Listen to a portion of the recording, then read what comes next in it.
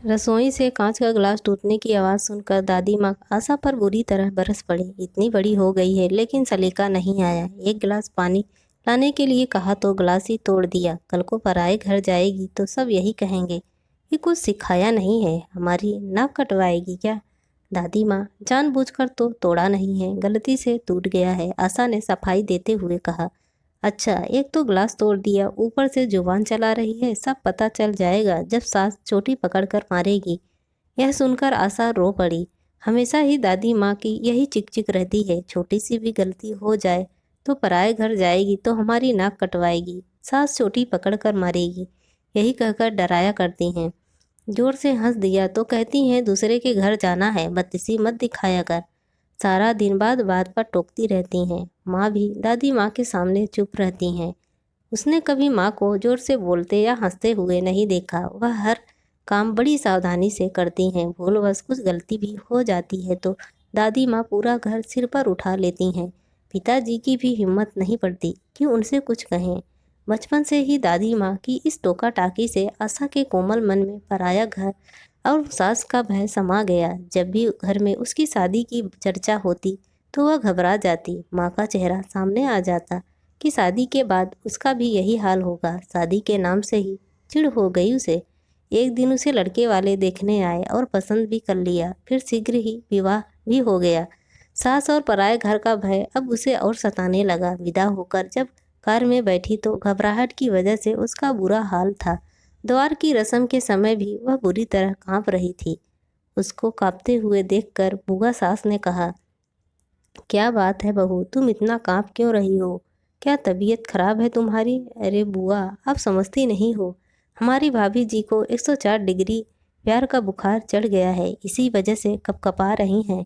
पीछे खड़े देवर आकाश ने जब यह बात कही तो सब हंस पड़े, लेकिन आशा को हंसी नहीं आई। सभी रस्में पूरी हो जाने के बाद उसे कमरे में भेज दिया गया। थोड़ी देर बाद उसके पति अनिल भी कमरे में आ गए, लेकिन वह उनसे भी कुछ नहीं बोली। उसे गुमसुम देखकर अनिल ने उसे बाहों में भर कर कहा, तुम इतनी चुप क्यों हो, कुछ बोलती क्यों नहीं? लेकिन वह तो बुरी तरह डर रही थी कि उसकी आवाज़ या हंसी कमरे से बाहर चली गई तो क्या होगा, सब लोग क्या कहेंगे। वह पूरी रात ठीक से सो भी नहीं पाई। उसे सुबह ही चिंता थी कि कहीं देर से आंख खुली तो उसकी दादी माँ की तरह सास भी उसको डांटने न लग जाए। यही सब सोचते सोचते पता नहीं कब उसकी आंख लग गई। सुबह जब वह हड़बड़ा कर उठी और सामने घड़ी पर नज़र डाली तो सुबह के 8 बज रहे थे। अनिल उठ चुके थे। मारे डर के आंसू निकल पड़े। तभी दरवाजे पर दस्तक देते हुए उसकी ननद अनु की आवाज़ आई, भाभी जी, अगर नींद पूरी हो गई हो तो कृपया उठने का कष्ट करें। सब लोग आपके हाथ की चाय पीना चाहते हैं। कमरे से आशा की रोने की आवाज़ सुनकर अनु घबरा गई। अंदर जाकर आशा के आंसू पोंछते हुए बोली, सॉरी भाभी, मुझे नहीं मालूम था कि तुम इतनी इमोशनल हो, मुझे तो मजाक करने की आदत है। फिर बाईं आंख मारते हुए बोली, मैं भी पूरी पागल हूँ। तुम तो पूरी रात जागी हो और मैंने तुम्हें डिस्टर्ब कर दिया। बड़ी मुश्किल से अपने आंसुओं को पोंछते हुए आशा बोली, दीदी, मैं आपकी बात की वजह से नहीं रो रही हूँ। मुझे डर लग रहा है कि उठने में इतनी देर हो गई है, कहीं माँ जी नाराज़ तो नहीं होंगी। हंसते हुए अनु बोली, भाभी, तुमने तो मुझे डरा ही दिया था। वैसे तो यहाँ सभी लोग जल्दी उठते हैं, लेकिन कभी कभार देर हो जाए तो कोई बात नहीं। लेकिन रविवार और छुट्टी वाले दिन खूब आराम से उठते हैं। नहा धोकर रसोई में चली गई और सबके लिए चाय बनाने लगी। वह बहुत ही सावधानी से काम कर रही थी, कहीं कुछ गलती ना हो जाए। चाय का ट्री लेकर जैसे ही वह रसोई से बाहर निकली, आकाश ने उसे डराने के लिए कहा, भाभी, आपके सिर पर छिपकली है। यह सुनते ही उसके हाथ से चाय की ट्रे गिर पड़ी और वह बुरी तरह घबरा गई। अब तो सास चोटी पकड़कर मारेगी, वह सिकसकते हुए बोली। माँ जी, आकाश भैया ने रोलाई के कारण वह आगे कुछ नहीं बोल पाई।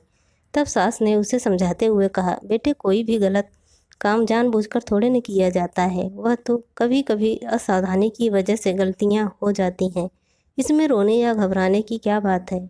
वो तो अच्छा हुआ कि तुम जली नहीं। ये चाय के कप तुमसे ज़्यादा महंगे थोड़ी नहीं है। हाँ माँ, तुम बिल्कुल ठीक कहती हो। और फिर इन कपों का भी अंत समय आ गया था। होनी को कौन टाल सकता है, कहते हैं।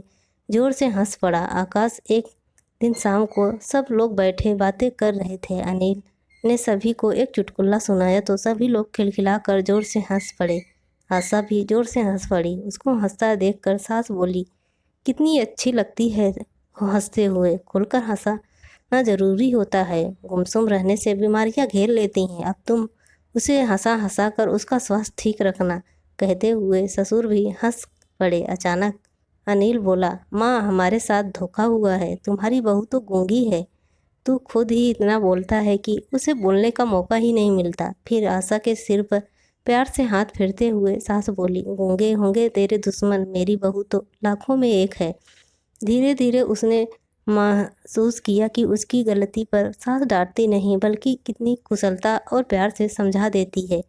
उसके अच्छे कामों की कितने खुले दिल से प्रशंसा करती है। भूलवश कुछ गलत भी हो जाए तो कभी कभी ऐसा भी होता है कहकर हंसा देती है और फिर बाद में प्यार से समझा भी देती है। धीरे धीरे आशा के दिल में पराया घर और सास के नाम का भय पूरी तरह खत्म हो गया। थोड़े दिनों बाद आशा अपने पिताजी के साथ मायके आ गई। दादी माँ ने पिताजी से बड़ी उत्सुकता से पूछा, क्या ससुराल वाले इसकी कुछ शिकायत कर रहे थे?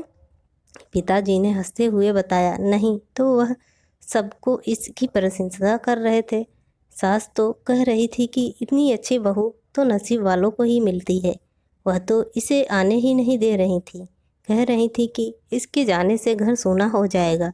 सारे दिन हंसती खिलखिलाती रहती है। यह सुनकर दादी माँ आश्चर्य से आशा को देखने लगी। आशा दादी माँ के गले से लिपट कर रोकने का नाटक करते हुए बोली, और हाँ, मेरी सास रोज चोटी पकड़कर मुझे मारती भी थी। यह सुनकर दादी माँ सहित माँ और पिताजी भी जोर से हंस पड़े। दोस्तों, आप सबको यह स्टोरी कैसी लगी प्लीज़ कमेंट करके ज़रूर बताएं और मेरे चैनल को सब्सक्राइब करें।